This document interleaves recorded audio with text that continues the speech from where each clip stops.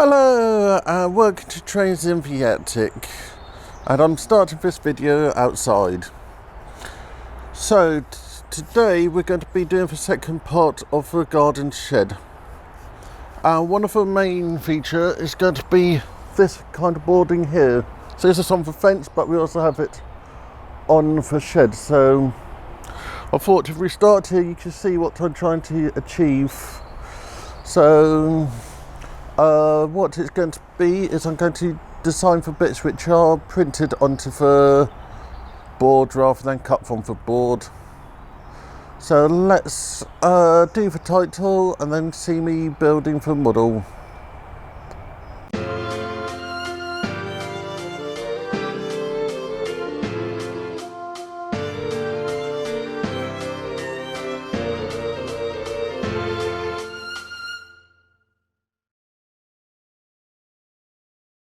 So I have loaded up the software again, and you can see how small a kit is from a sheet of plywood. This bed is set to the size of a bed at uni. So you'll notice I got the roof for the shed missing. So what I need to work out here is to work out how long the sides of the roof are. So I'm trying to see if there's an easy way to display that number, but at the moment I can't quite work it out. So what I do decide to do is first of all set my correct width. Then I have a moment of ingenious and work out how to work out for a measurement.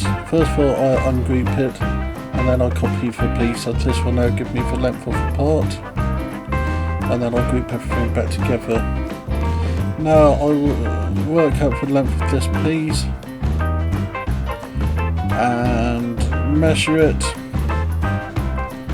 Then I'm going to get rid of it because it's not going to be needed. So from here I now go and draw a square. This is going to be slightly bigger than the shed, so that's to put it on top of it. And I'll do 2 copies of this. And I keep on pressing the wrong button. You'll know how easy that is. So this just lines them all up. Next I go and put a square around all the bits so that it's easy to cut out and have this kit. So I'm planning to do several versions of several prints in this print. Now I have zoomed in and I'm putting some white lines in so that when I cut the door it's not going to fall all the way, and so these will be quite small pieces but good enough to hold it in place. So I'm just copying it and placing it over the edge. So this will now hold the door in place, but because the tiny bits which are being left in, it will look like it's actually cut. So I spent a few moments just getting this sorted. Actually it was a few minutes. I just running this at 4 times speed. I do apologise about how it shows on the screen, but when we get onto the next bit it turned out much easier. Here I need to make sure that the colours are correct size, correct thing for the printer, which is actually 000, which gives me pure black. So that's going to make sure that all the lines I draw now are going to be printed rather than cut. So now I try putting a square around the shed, and then I try to get it to be the correct size. So this is going to be going around the window frame. So again, just measuring it. Now I put down some lines which are just inside the cut lines. So this is representing the lines in the shed. In later versions I might do more or less of these lines. Now I'm working on some on the side of the window, and I'm trying to get them all a nice gap apart. So just have a little bit of a fiddle, just to look uniform. And now I'm selecting the line so that I can just copy it and place it on. As everything is equal, it's going to be quite easy to actually copy one side to the other. So now I'm happy with that. I just copy the lines and copy them onto the other side and just slightly adjust them, because I find looking at the sheds sometimes there are different sides on different sides. Next I start pressing the wrong button, then I draw the lines for the side of the shed around the door. These are short pieces and easy to accidentally distort.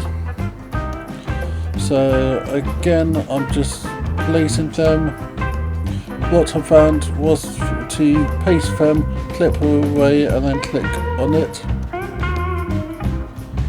So you'll see me keep on doing undo. Now I've just zoomed in a bit and you can see that this is on the different side in between the lines. So I don't know how this will look when it's actually printed, and it's something I'm quite happy to adjust when I'm on version 2, if the version 2 come out, as you can never have too many sheds in your layout. So here I'm just selecting all the lines so that I can copy paste it, and the command I'm using to do that is Control C and Control V, that one I'm not needed to click up the top, and then I'm just putting a few lines in on the top of the shed. Now I go and do one line, copy it and keep on placing it. So this will give us quite a nice detail on the shed. So when it comes around to printing it, which hopefully will be about a month's time, I can just, it will just print these out, these lines. I can always change the size. So now I'm just double checking everything and realise that I need to put some lines on the door. So just doing my normal copy paste and trying to make sure that everything is lined up quite nicely. So trying to have them at a regular interval, and in a later version I might put a mark for a handle, but I'm not sure yet. So now we have everything ready to go, and finally I save it and then I try to print it.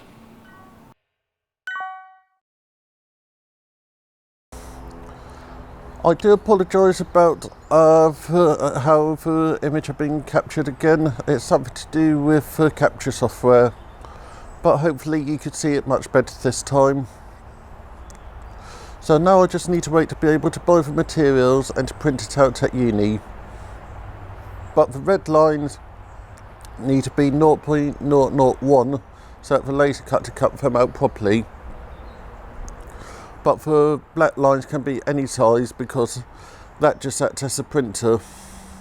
And one of the other interesting things you can do is use several different colours to do different depths of cuts and print, so that you can actually put a bit of depth into it. So hopefully this has been a helpful video.